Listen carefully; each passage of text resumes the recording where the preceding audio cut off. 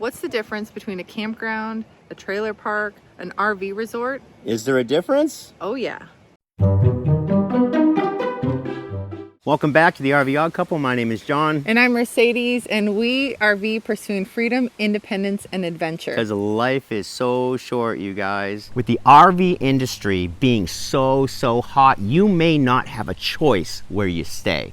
We think this video is going to help you prepare yourself for what your expectations might be and what really is. Yes, and there is a spectrum of trailer park life. And I say that in jest, but really the number one thing that the haters tell us is y'all just live in trailer parks. And we're here to tell you that some of these places are awesome, and you can't always judge a book by its cover. We're also going to give you an incredible tip to save up to 50-60% on a campground or RV park resort at the end of the video, so hang in there for that. So off the bat, don't get us wrong and don't judge us. We're just giving you our opinion of what the lifestyle has been like for us in the past 2 years and hundreds of campgrounds that we visited. Mercedes and I absolutely love this lifestyle. We love all the stuff we're going to talk about today. We love the different things in different parks and different people that we meet because we get new experiences no matter where we go. For the most part, the park is going to be just as good as our attitude is. If we go into a park with an attitude, we're not going to like the park. We're going to find everything that's wrong with it. If we go in there with a good attitude, you're going to attract people with good attitudes, guys. So just remember that. Yeah, and that's a big deal, especially when you're in the sketch places. That's part of the adventure, like saying, oh, wow, we've never seen one of those before. That looks like the RV on Breaking Bad. We were on our way to Pagosa Springs, and we had to find a place to stay for the night. And the only place we could say was this really sketchy looking place when you pulled in. And I pull in and this guy comes out in his bathrobe, no shoes on, with a joint hanging out of his mouth. And he asked me to come into the office while he's smoking this joint. And I'm like, man, I don't know if I want to stay here. It was Colorado. It was Colorado, right? But the bottom line is that the guy was super nice to us. Everybody in the park, as sketchy as it looked, it was local guys, waitresses, chefs, mechanics, carpenter guys, you know. They were really nice people. So don't judge a book by its cover all the time. Just go with it. Just write it. Go with it. And just enjoy it. Be friendly. Be kind to everybody you meet. And usually when you do that, you're going to attract those same type of people back to you no matter where you are. Yeah. So that means that one day you'll be like with a joint in your bathrobe. That's not going to be me. But here, you know, the truth is the guy checked us in, gave us a discount, and he gave me a big bag of chips. For the munchies. Before I left, I guess he had the munchies, so he threw me a bag of chips on the way out the door. But, you know, the people around us were so kind to us, and so don't judge a book by its cover. Amen. It's totally different actually camping and RVing full-time out here than we ever imagined it would be when we were kind of dreaming and watching other YouTubers talk about this type of lifestyle, right? And it's not a bad thing. It's just, it's not exactly what we thought it would be. We thought we would be out in the middle of nowhere, in woods, with bears and nature, and wildlife and nature and darkness, right? And that's camping. And we found that there's RV parks, RV resorts, and campgrounds. Well, I would argue there's a spectrum, right? You have some places that are more hoity-toity, that are fancier with their amenities. You have other places that are just the bare bones what you need, but maybe it's offset by nature. And then you even have some places that are a mix of the two. Right.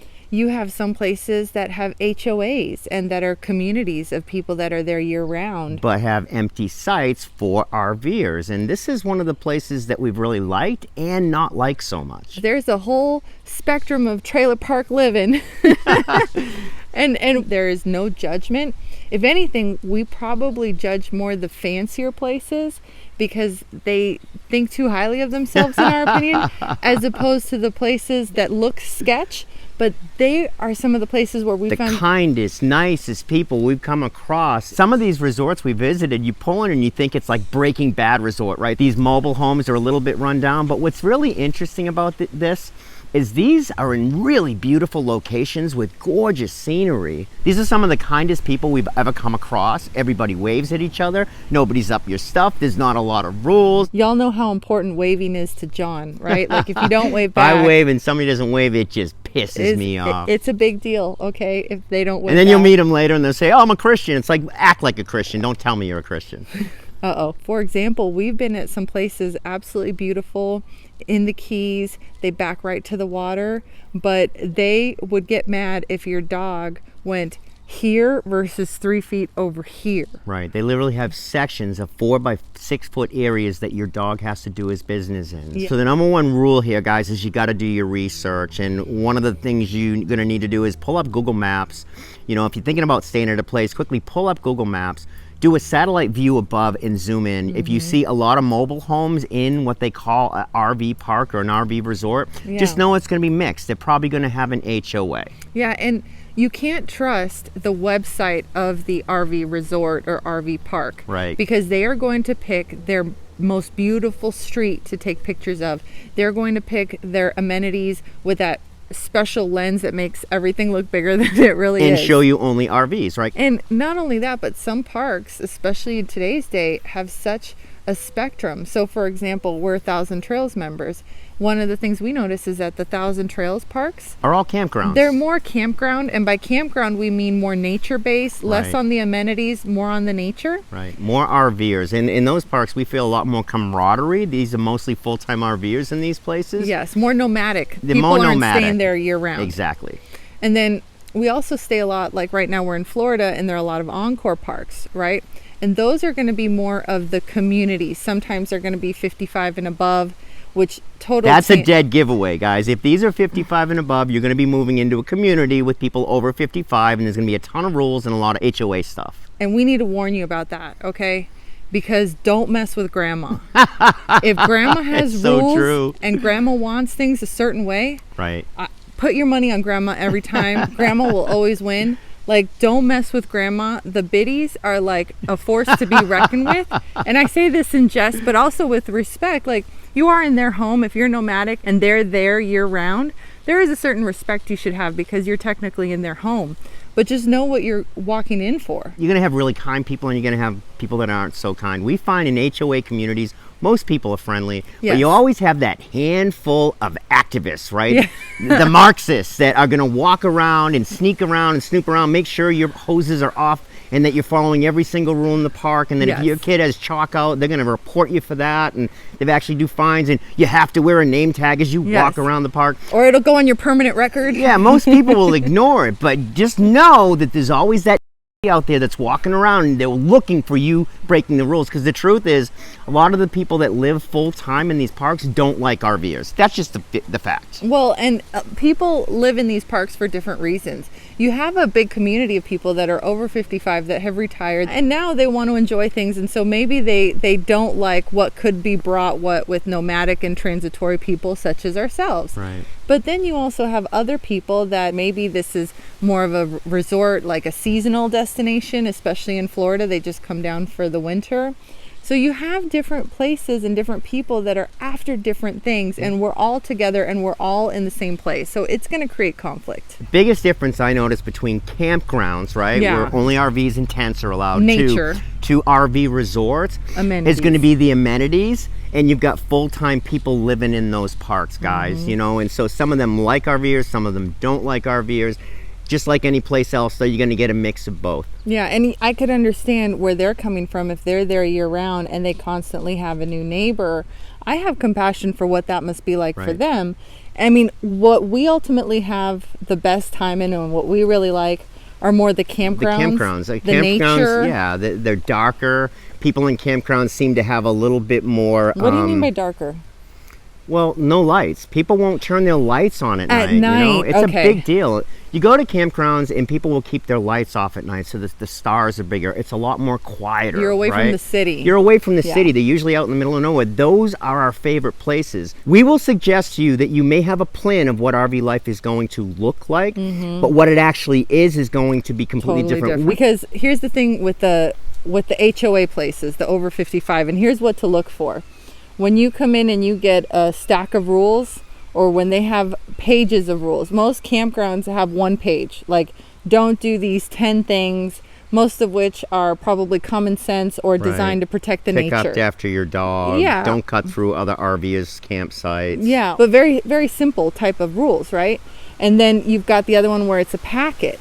That's your first sign to watch out that you're probably in an HOA and you better shape up or ship out. I feel like trailer parks kind of get a bad name or a bad rap because, yeah, we're in one place right now that does have some manufactured modular stationary vehicles that was built in the 1960s and 70s. And you can tell that some people take care of their places more than not. And frankly, I feel like just power washing would do wonders to really upscale the view. But you look at that and then you walk around and you see everyone happy, everyone waving, everyone smiling. Everybody's super friendly, helpful. The park right now is beautiful. It sits right against the Miaka River in Florida. Yeah. The people have been so kind. Everybody waves. There's a ton of kids in this campground as compared to most of the campgrounds that we've been, or the resorts that we have been staying at. Yep. So we're having a blast. Sage is loving it. There's a huge playground here. There's a beautiful pool here, right?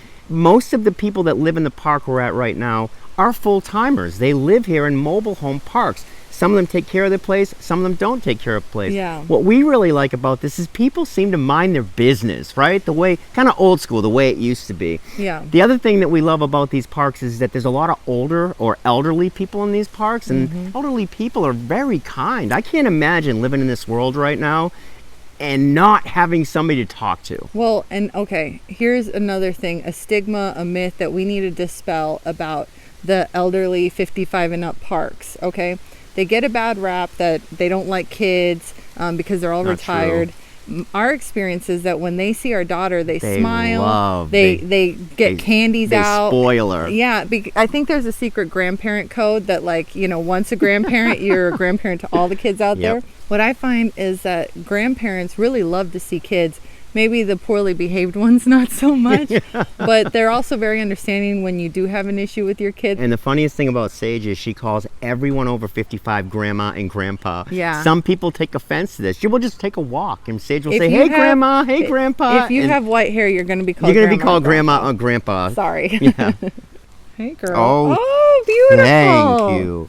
Sage just gave me flowers, guys. This is a really big deal for us because we live in such a long RV. You see, the days of just going with the flow, driving wherever, parking whenever, they're gone, right? You have to have a certain semblance of planning, especially when you're as long as we are.